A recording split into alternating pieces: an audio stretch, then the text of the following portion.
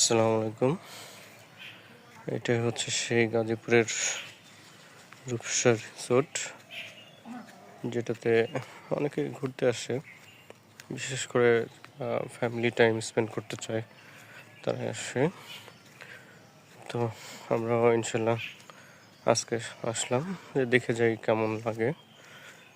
এখন প্রত্যেকটা রিসোর্টে কিছু না কিছু ভালো, কিছু না কিছু খারাপ থাকেই। তো সব মিলেই একটা অ্যাভারেজ করতে হয়। তো আমরা দেখলাম যে এটা একেবারে মানে খারাপ না, আবার 100-100 দেওয়ার মতো না।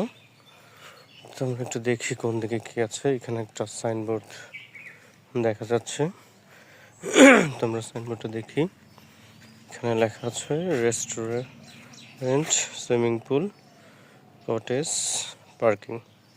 তো এটা হচ্ছে মূলত এই রোড দিয়ে যেতে হবে। তো আর এইখানে যেটা দেখতে পাচ্ছেন, এটা হচ্ছে প্লেগ্রাউন্ড। এই মাঠে আপনি ফুটবল, ক্রিকেট বা আদার্স এই জাতীয় কোনো খেলা হলে খেলতে পারবেন। তো আমরা এই দিকটা ঘুরে আসি আপাতত, দেখি এদিকের কি অবস্থা, কি কি আছে। এটা হচ্ছে আপনার ঢুকতেই সোজা, আর ওই রেস্টুরেন্টগুলো বা কটেজগুলো হচ্ছে ডান দিকে। তো আমরা এই পাশে দেখতে পাচ্ছি হচ্ছে এইটা বলতে গেলে হচ্ছে ওই চাইল্ড জোন আর কি। বাচ্চা কাচ্চা যাদের আছে তারা আসবেন, এসে এখানে দেখতে পাবেন যে কী কী আছে। এখানে ওরা একটু নিজেরা খামার করছে। বাবা, এখানে আবার হাঁসের বাচ্চা রেখেছে, এগুলো বড় হবে। তো আমরা দেখি আর কি কি আছে। এটা তো হয়তো বা কিছু ছিল, এখন নেই। এটাতে কিছু রাখার চেষ্টা হয়তো করবে।